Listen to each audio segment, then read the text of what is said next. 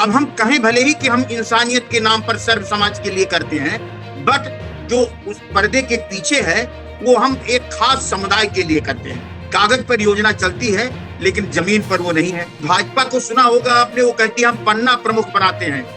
अरे भाई, आप इन्हीं को पन्ना प्रमुख बना लीजिए। हम जो है जंगल को बुझा नहीं सकते हैं, लेकिन जब भी हिस्ट्री लिखी जाएगी जंगल की आग की, तो ये एक उसमें जोड़ा जाएगा कि हम लोग जब जंगल में आग लगी थी तो हम बुझाने वाली टीम के साथ खड़े थे, लगाने वाली टीम के साथ खड़े नहीं। सरकार कैसी है? जैसा उस जिले के जिलाधिकारी की कार्य संस्कृति है। नमस्कार, मैं रामिका सिंह और आप देख रहे हैं तेजस भारत। हमारे साथ एक ऐसे व्यक्ति मौजूद हैं जिन्होंने छात्र राजनीति से अपने सार्वजनिक जीवन की शुरुआत की। हमेशा कांग्रेस की विचारधारा के साथ जुड़े रहे और सक्रिय राजनीति से अलग होने के बाद समाज सेवा को अपना मिशन बना लिया। उत्तर प्रदेश के सबसे पिछड़े जिलों में शामिल श्रावस्ती में गरीब, असहाय और वंचित लोगों को समाज की मुख्य धारा से जोड़ने का काम कर रहे हैं। सामाजिक सद्भावना संस्था के माध्यम से शिक्षा, स्वास्थ्य और सामाजिक जागरूकता के क्षेत्र में लगातार सक्रिय हैं। हमारे बीच मौजूद हैं सामाजिक कार्यकर्ता एवं सामाजिक सद्भावना संस्था के अध्यक्ष श्री योगेन मणि त्रिपाठी जी। बहुत बहुत स्वागत है सर आपका। आपका भी बहुत बहुत स्वागत है। सर, आप छात्र जीवन से राजनीति में सक्रिय रहे हैं, जीवन भर कांग्रेस के साथ जुड़े रहे हैं और अब सक्रिय राजनीति से संन्यास लेकर समाज सेवा में जुटे हैं।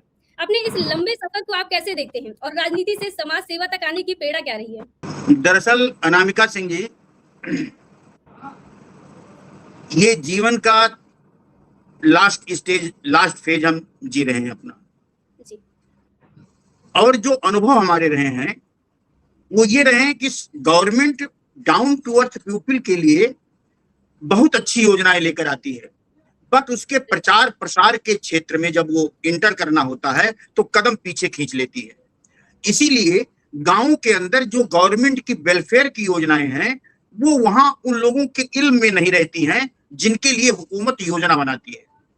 हमारी संस्था का मुख्य काम यह है कि जिनके लिए सरकार योजना बनाती है उनको मैं इकट्ठा गांव की चौपाल में करता हूं।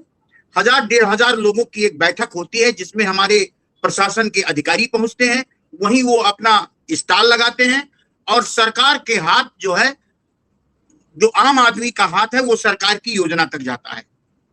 यही है हमारा काम। और आइडियोलॉजी हमारी सिर्फ एक लाइन में हम परिभाषित कर रहे हैं कि सिया राम मैं सब जग जानी। सर, आपने कई दशकों की राजनीति को करीब से देखा है। उस दौर की राजनीति में और आज की राजनीति में सबसे बड़ा फर्क क्या है? जमीन आसमान का फर्क है। तब हम जात के नाम पर, मजहब के नाम पर कोई काम नहीं करते थे। अब हम कहें भले ही कि हम इंसानियत के नाम पर सर्व समाज के लिए करते हैं, बट जो उस पर्दे के पीछे है वो हम एक खास समुदाय के लिए करते हैं। दूसरी चीज, हमारी वैज्ञानिक दृष्टि कुंठित होती जा रही है। जरूरत है आज के युवा को आगे बढ़ने के लिए उसे वैज्ञानिक दृष्टि दी जाए, उसे स्वरोजगार से जोड़ा जाए। सरकार हमारी योजनाएं लेकर आती है, स्वरोजगार की लेकर आती है, लेकिन बैंक अपने दरवाजे बंद किए हुए हैं। जब आप फाइल अपना कोई सैंक्शन किसी उद्योग की कराएंगे तो विभाग तो बहुत जल्दी करेंगे, उसको अपना टारगेट सब अचीव कर लेंगे, लेकिन जब वो फाइल जाएगी आपकी बैंक के टेबल पर तो वहां से वो पास नहीं होगी। अब ऐसे सालों साल पड़ी रह जाती है। यूथ फिर अब निराश होकर के बैक हो जाता है। अब जैसे एक दो उदाहरण हम आपको दें। भारत की सरकार ने चिंता व्यक्त किया कि जो हमारा यूथ है उसके हाथ में एंड्रॉयड फोन आ रहा है, इसमें पूरी दुनिया कैद है इसी फोन में। तो जब हमारा किशोर के गार्जियन उसको फोन लेकर दे देंगे और देर शाम को पढ़ाई करने के बाद वो उसमें सब्जेक्ट ढूंढ रहा है या दूसरा कुछ ढूंढ रहा है, ऐसी स्थिति पर के लिए भारत सरकार ने एक योजना हेल्थ विभाग के माध्यम से रखी। उसका नाम दिया किशोर स्वास्थ्य कार्यक्रम, जिसमें 14 साल से लेकर के 17 साल तक के बच्चे, 18 साल तक के लिए जाते हैं। उन्हें डू एंड डोंट बताया जाता है। 1050 रुपया उनके खाते में दिया जाता है। 6 दिन की उनकी ट्रेनिंग दी जाती है। उनके खाना नाश्ता वही एएनएम सेंटर पर उनको मिलता है। और वो एक आशा बहू के कार्य क्षेत्र के अंदर 2 किशोर और 2 किशोरियां होते हैं। बहुत अच्छी योजना है सरकार की, बट वो मर चुकी है। कागज पर योजना चलती है लेकिन जमीन पर वो नहीं है। जैसे कि कोई किशोरी है, उसकी माँ अनपढ़ है, गांव देहात में, श्रावस्ती ऐसे जिले में, बहराइच ऐसे, यानी जो भी आकांक्षात्मक जनपद है उनमें रह रही है, वो उसे एमसी आया तो वो ये जान ही नहीं पाती है, वो अपने न तो पिता से शेयर कर सकती है, और माँ उसकी जड़ है, मूर्ख टाइप की है, वो किससे शेयर करे।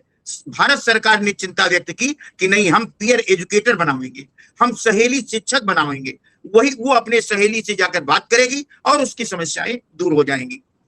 हम तो एक बात ये भी कहना चाहते हैं आपके माध्यम से कि भाजपा को सुना होगा आपने, वो कहती है हम पन्ना प्रमुख बनाते हैं।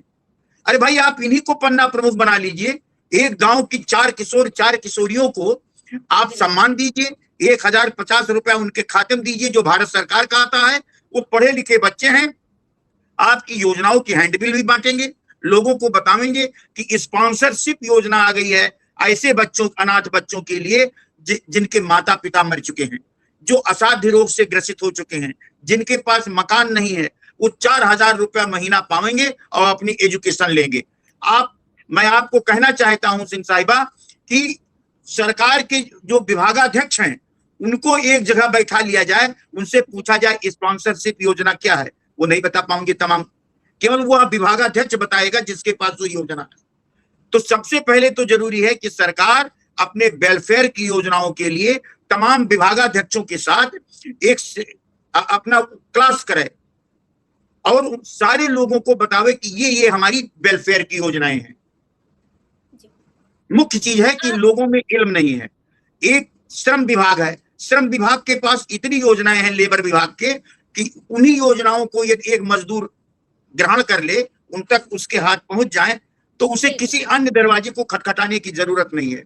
लेकिन हो क्या रहा है कि अटल आवासीय विद्यालय हर मंडल में सरकार ने बना दिए, जहां मजदूर का बच्चा पढ़ेगा, एसी लगी रहेगी, 1.5 लाख रुपया सैलरी पाने वाले टीचर उसको एजुकेट करेंगे। लेकिन उसमें होता क्या है कि योगेंद्र मणि अपने बच्चे का एडमिशन, एक अपना हम लेबर कार्ड बना लेंगे, और अब तो ऑनलाइन व्यवस्था हो गई है। पहले जब विभाग के पास ये था तो हम जाते हैं कि हमारा लेबर कार्ड बना दीजिए, तो हमारे घट्टे देखते हो ये फावड़ा उठाते हैं कि नहीं उठाते हैं। तो जो रियल श्रमिक था उसका बच्चा उस विद्यालय तक जाता था। अब हमारा बच्चा लेबर कार्ड हमारे पास है, वो कॉन्वेंट कॉलेज में पढ़ा हुआ है, केवल दाखिला दूसरी प्राइमरी विद्यालय में लिए हुए है, वो जाएगा, इम्तिहान देगा, पास हो जाएगा।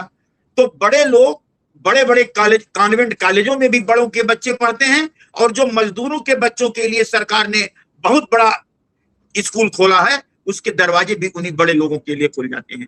जरूरत है इसकी समीक्षा करने की। सर, आपकी जो संस्था है सामाजिक सद्भावना लगातार गरीब, असहाय और वंचित लोगों के लिए काम कर रही है। इस संस्था की स्थापना का उद्देश्य क्या है? आज ये किन किन क्षेत्र में कार्य कर रही है? उद्देश्य ये जान लीजिए कि 2 मुख्य रूप उद्देश्य हैं। एक तो जैसे हमारी संस्था के पास सरकार का पैसा नहीं आता है, हम लोगों की 1000 की टीम है, हम लोग 100 रुपया कंट्रीब्यूट कर लेते हैं, 1.5 लाख रुपए की एक अपनी अच्छी चौपाल कर लेते हैं। चौपाल में हमारे कोई राजनीतिक व्यक्ति नहीं जाने पाता है, केवल ऑफिसर हमारे कोई योगदान नहीं है। जी। अब एक उदाहरण आपको देते हैं कि जिस दिन राम जन्मभूमि का पूजन किया मूर्ति का प्रधानमंत्री जी ने, उसी दिन कृतिका शर्मा IAS थी, श्रावस्ती की जिलाधिकारी, उनको कटरा में लेकर के हम गए राम जानकी मंदिर में। हमने कहा जैसे मोदी जी वहां पूजन खत्म करें, ऐसे आप यहाँ पूजन शुरू कर दीजिए। और इस पूजन की विशेषता ये थी अनामिका जी कि 7 वेदियां हवन की बनाई गई थी, जिसमें रैदास समाज की बेटियां बैठी थी, दूसरी वेदी पर वाल्मीकि समाज की बेटियां बैठी हुई थी, तीसरी पर पासी समाज की बेटियां बैठी थी। नट, कुशबंधिया, पत्थरकट, महाउत, जो ये वंचित समाज है, जैसे सांप नचाने वाले पहले थे, मेनका गांधी ने ये वन्य जीव अधिनियम बनाया तो उनके रोजी रोटी छिन गए। अब वो क्या करें, तो ऐसे जो वंचित लोग पड़े हुए हैं उनके बच्चों को ला करके बैठाया, और उन्हीं के बीच में, उन्हीं बेटियों के बीच में IAS को बैठाया कि इनके साथ हवन कीजिए। कहने मतलब एक एक प्रयोग हमारा एक गिलहरी प्रयास है। हम जो है जंगल को बुझा नहीं सकते हैं, लेकिन जब भी हिस्ट्री लिखी जाएगी जंगल की आग की, तो ये एक उसमें जोड़ा जाएगा कि हम लोग जब जंगल में आग लगी थी तो हम बुझाने वाली टीम के साथ खड़े थे, लगाने वाली टीम के साथ खड़े नहीं थे। और आपके माध्यम से हम फिर केवल दो ही चीजों पर बल देंगे कि हुकूमत को सभी विभागाध्यक्षों की एक कार्यशाला लगानी चाहिए, और उस जिला स्तर पर, और उस कार्यशाला में हर विभागाध्यक्ष खड़े होकर के अपनी योजनाओं को बतावे दूसरे विभागाध्यक्ष को, जिससे जब वो गांव में जाएं तो सारी योजनाओं की बाबत लोगों से बात कर सकें। और दूसरी चीज, जो किशोर स्वास्थ्य कार्यक्रम है जो मर चुका है, जिसकी आज की तारीख में बहुत बड़ी जरूरत है, हमारा किशोर दिग्भ्रमित हो रहा है, वो जाना दूसरी तरफ है उसको, लेकिन वो जा दूसरी तरफ रहा है। जरूरत है उसके मानसिक स्वास्थ्य को ठीक करने की, हेल्थी थॉट उसके दिमाग में आवे, और ये तभी आवेगा जब पीयर एजुकेटर, जो दो लड़कियां एक आशा बहू के क्षेत्र में रखी गई हैं, वो अपना काम करें, और जो भी डीएम एसपी विभागाध्यक्ष वहां सरकार के कामों का निरीक्षण करने जाएं, वो उनसे मिलें कि भाई पीयर एजुकेटर बुला लाओ। तो जब अन्नपूर्णा जाएंगी जिलाधिकारी और एक बेटी से वहां हाथ मिलाएंगी जो पीयर एजुकेटर होगी, तो उसके कदम और मजबूत होंगे, और वो गवर्नमेंट के वेलफेयर की योजनाओं को और मजबूती के साथ उन लोगों के बीच में ले जाएगी जिनकी उन्हें आवश्यकता है। यही बात हमारा कहना है। और हम तो जो कर रहे हैं वो इसलिए कर रहे हैं कि सरकार का धन है, सरकार की योजना है, और हम अपने इस जीवन को उन्हीं को परोस करके और स्वयं को गौरवान्वित महसूस करते हैं कि हमने चलिए आज कुछ गुड वर्क किया, जिनके इल्म में जो बातें नहीं थी वो उन तक हमने पहुंचाई। सर, उत्तर प्रदेश में 2027 विधानसभा का चुनाव को लेकर राजनीतिक दलों में तैयारियां शुरू हो गई हैं। इस अनुभवी राजनीतिक कार्यकर्ता के रूप में आप 2027 के चुनाव को किस नजरिए से देखते हैं? कुछ बदलाव देखने को मिल सकता है इस बार? जैसे यदि आप व्यक्तिगत मेरे विचार लेंगे तो हम गांव में चल रहे हैं जी। इसलिए जो अनामिका जी हमारा व्यक्तिगत विचार है, अभी भाजपा को हटाने वाला कोई नहीं है। इसलिए नहीं है कि जब तक आस्था जीवित है, पुरुष यदि उससे हटेगा भी तो घर की जो महिलाएं हैं वो राम के प्रति आस्थावान हैं। तो जब तक बजरंगबली की जय, बोलो हनुमान जी की जय, ये चलता रहेगा, तब तक कोई भी दूसरा दल सिंहासन की तरफ नहीं बढ़ सकता है। और यह मुल्क का दुर्भाग्य है कि हम अपनी वैज्ञानिक दृष्टि को खोते जा रहे हैं। जरूरत है भाखड़ा ऐसे मंदिर को बनाने की। ऐसे मंदिर की आवश्यकता नहीं है कि जिसमें अनामिका गई अपना हार लेकर के भगवान के चरणों में समर्पित कर दिया और दूसरा जोगेंद्र मणि वहां ट्रस्टी बन गया, वो लेकर के हार अपने घर चला गया। तो ये जो स्थिति है ये बहुत ही सैडफुल है, बहुत ही दुख। तो जरूरत है वैज्ञानिक दृष्टि की। सरकार से भी हमारी प्रार्थना है कि वो जो आज का युवा है उसे वैज्ञानिक दृष्टि दें। एजुकेशन के माध्यम से हम सिर्फ राम को ही न पढ़ें, राम की स्तुति करने से कोई लाभ नहीं है, राम के आचरण को अडॉप्ट करने में लाभ है। हमारे शास्त्र इसलिए बनाए गए थे कि हम उनके अनुरूप चलें, इसलिए नहीं बनाए गए थे कि हम माला जाप करते रहें। बिल्कुल, यही बात हमको आपसे कहनी है और आपके माध्यम से फिर हम इसको कहते हैं एक बात कि सरकार कैसी है, जैसा उस जिले के जिलाधिकारी की कार्य संस्कृति है। यह डीएम की कार्य संस्कृति बहुत अच्छी होगी तो जनता प्रसन्न होगी। जिलाधिकारी की कार्य संस्कृति खराब होगी, वो मिलेगा नहीं लोगों से, वो मुस्कुराएगा नहीं, गरीब के साथ साझा नहीं मुस्कान की अपने करेगा, तो सरकार डिफेम होगी। इस बात के लिए हुकूमत को धन्यवाद है कि जो भी चेहरे उसने जिलाधिकारियों के रूप में, खास तौर से हम जिस मंडल को देख रहे हैं इसमें बैठा रखा है, बहुत अच्छे फेस हैं और जनता का प्रशासन के प्रति विश्वास बढ़ा है। भ्रष्टाचार पर एक बड़ा लगाम लगा है। जिस तरह से मनरेगा की लूट थी, तमाम धन की लूट थी, ऑनलाइन आने के बाद और तमाम सिस्टम में सुधार होने के बाद से सरकारी धन की लूट पर विराम लगा है। ये सब बहुत अच्छे संकेत हैं। ऐसी योजनाएं आई हैं कि व्यक्ति को तो कुछ करना ही नहीं है। हम आपको भी आमंत्रित करते हैं कि आप आइए, श्रावस्ती बहराइच जैसे आकांक्षात्मक जनपद में ये देखिए कि वास्तव में यहाँ सेवा की कितनी बड़ी जरूरत है। ऐसे न होते तो बुद्ध 24 वर्षा मास इस क्षेत्र में न बिता दिए होते। यहाँ जरूरत है सेवा की। यहाँ अभी एजुकेशन बहुत पुअर है। हमने हर जिले में मेडिकल कॉलेज तो खड़ा कर दिया, लेकिन यदि योगेंद्र मणि बीमार होकर के हॉस्पिटल में एडमिट होते हैं तो वहां कोई सुविधा नहीं है। कोई आदमी इसको व्यवहारिक रूप से देखे जाकर के। और हम आपके माध्यम से अपील करते हैं कि जो स्वास्थ्य मंत्री जी हैं उनके परिवारीजन, उनको पहचानता नहीं है एडमिनिस्ट्रेशन, उनके परिवारीजन डायरिया या किसी पेट दर्द को लेकर यदि 24 घंटा किसी भी सरकारी हॉस्पिटल में बिता करके सुकून से चले आवे तो हम सार्वजनिक जीवन से त्याग पत्र दे दें। उनको वहीं मर्ज हो जाएगा और रोग हो जाएंगे। जो उमस है उन कमरों में, मेडिसिन की कोई जो हालत है वो बड़ी ही चिंतनीय है, बड़ी ही दुखद है। ऊपर से इश्तिहार बहुत अच्छे हैं लेकिन अंदर बहुत खराब है। तो बहुत चीजों की आवश्यकता है, लेकिन ये सारी चीजें इसलिए सरकार करती है कि हम चुनाव जीतें। तो चुनाव तो जीत उनके भाग्य में लिखा हुआ है।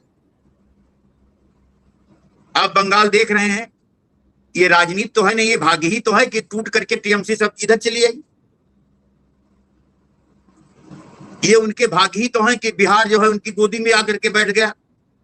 तो भाग्य को कोई नहीं किसी के रोक सकता है। भाजपा अगले चुनाव में भी भाजपा आएगी। इसलिए उस सरकार से हमारा विनम्र निवेदन है कि वो अपनी योजनाओं की कार्यशाला चलावे और गांवों में जाकर के चौपाल करें सरकार जनता के द्वारा। ये काम करें जाकर के। एक चीज आपको और कहकर अपनी बात खत्म करेंगे।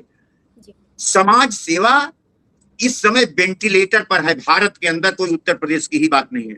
सुबह यूथ निकलता है, सोचता है पैसा कहां से लेकर के आना है। अब वो सब समय समाप्त हो गए हम लोगों के समय के, कि जो 40 वर्ष पहले थे कि चल करके किसी पीड़ित की मदद की जाए, किसी कमजोर को की सहायता की जाए। एक सरकार ने योजना लगाया मातृभूमि बंधन।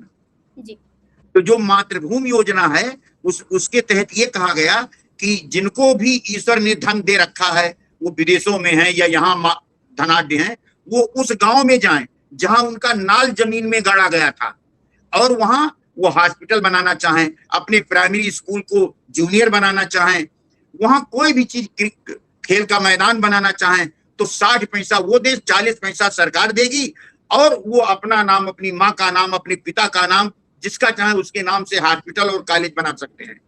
कोई आगे नहीं आया अनामिका जी। ये सबसे बड़ा चिंतनीय विषय है कि हम किधर जा रहे हैं। तो इसलिए जो कुछ हम लोगों ऐसे लोग बचे हुए हैं जो बिना सरकार की फंडिंग के आपस में कोऑपरेट कर करके, कंट्रीब्यूट कर करके, अपना गेहूं बेच करके सरकार की योजनाओं की धुंध भी उन वंचित समाज के बीच में बजाते हैं, उनको प्रोत्साहित किया जाए। जरूरत है कि सरकार अपनी कार्य योजना में लावे कि जो एनजीओ के लोग हैं, एनजीओ 2 प्रकार के हो गए हैं। एक एनजीओ है कि सर्विस हम नहीं पाए तो एनजीओ बना लिए कि चल करके सरकार का रुपया लाएंगे, इसी में कमाई खाएंगे। और दूसरे एनजीओ वो हैं जो एनजीओ बनाते समय जो निर्माणकर्ता ने कल्पना की होगी कि एनजीओ कैसे होंगे, कि यह प्राइमरी स्कूल का टीचर कहीं नहीं जा रहा है और उसको पता लग गया कि आज सद्भावना के लोग इस रास्ते से गुजरेंगे तो 5 मिनट पहले मुदर्रिस वहां पहुंच जाए स्कूल में। ये गुडविल होनी चाहिए संस्थाओं की, उसे हम खोते जा रहे हैं। इन्हीं सब चीजों को लेकर के हमें आत्ममंथन की जरूरत है। हमें एक दूसरे के सहयोग की जरूरत है। जब तक सरकार की योजनाएं लोगों तक नहीं पहुंचेंगी, मजबूत नहीं होंगी, तब तक आदमी का पॉकेट मजबूत नहीं होगा, और पॉकेट मजबूत नहीं होगा तो घर बीमार रहेगा, बच्चे अच्छा एजुकेशन नहीं ले पाएंगे। यही बात आपसे कहनी है हमको। और खास तौर से इसको जहां भी रहे आप, एक किशोर स्वास्थ्य कार्यक्रम को उठाने का प्रयास कीजिए। ये बहुत आवश्यक है कि हम डू एंड डोंट अपने बच्चों को समझा पाए, क्या अच्छा है क्या बुरा है ये समझा पाए। न तो अभिभावक के पास समय है घर के अंदर अपने बच्चों को समझाने का, स्कूल में ये कोई सब्जेक्ट नहीं है, इसलिए सरकार ने जो किशोर स्वास्थ्य कार्यक्रम बनाए उन्हें तो जीवित कर दिया जाए। इसी का एक ब्रांच है कि स्कूलों में, क्लासेज में एम्बेसडर, हम हेल्थ एम्बेसडर बनावेंगे। हेल्थ, जैसे आप जब पढ़ती रही होंगी तो मॉनिटर क्लास में होते रहे होंगे, मॉनिटर की ही तर्ज पर अब यह है कि एक बेटी को जो वहां नंबर अच्छा पाती है, अच्छा बोल लेती है, उसको हम क्लास का एम्बेसडर बनावेंगे। उसको हम, एक हेल्थ विभाग पहुंचेगा और उसको एक बॉक्स देगा जिसमें कटने पर, जलने पर, पेट दर्द होने पर सामान्य सी दवाएं उसमें रखी रहेंगी। वो अपने क्लास के बच्चों को, यदि कोई देखता है कि उसको डायरिया की स्थिति आ रही है तो तुरंत उसको घोल पिलाएगा। ये सब चीजें, और आप किसी भी एक 2% रैंडम सैंपलिंग कर लीजिए योजनाओं का, तो आपको आएगा कि ये योजनाएं शून्य है, किसी भी जगह तक नहीं पहुंची है। स्कूलों में इसके हेल्थ एम्बेसडर बनाए जाएं, गांव के हर मोहल्लों में, आंगनबाड़ी क्षेत्रों में पीयर एजुकेटर बनाए जाएं, वो समाज में डू एंड डोंट बतावें, अच्छा क्या है, बुरा क्या है, सरकार की योजनाएं बतावें। विभाग के जितने लोग जाएं वो पीयर एजुकेटर से मिल करके अपने अपने विभाग का लिफलेट दे करके आवें, कि वो बेटी सब जान जाए कि देखिए किस विभाग की क्या योजना है, किस विभाग की क्या योजना है। तो वो जो अपने उसके कार्य क्षेत्र की बूढ़ी होंगी, विधवा होंगी, पीड़ित होंगी, उनको उनके पास जाएगी और उनको ये योजना बतावेगी। यही बात। आपका बहुत बहुत धन्यवाद। जी सर, बहुत बहुत शुक्रिया सर आपका। आपने अपने राजनीतिक अनुभव और राजनीतिक सरोकारों और श्रावस्ती के विकास को लेकर जो विचार हमारे साथ साझा किए, उसके लिए आपका बहुत बहुत धन्यवाद। बहुत बहुत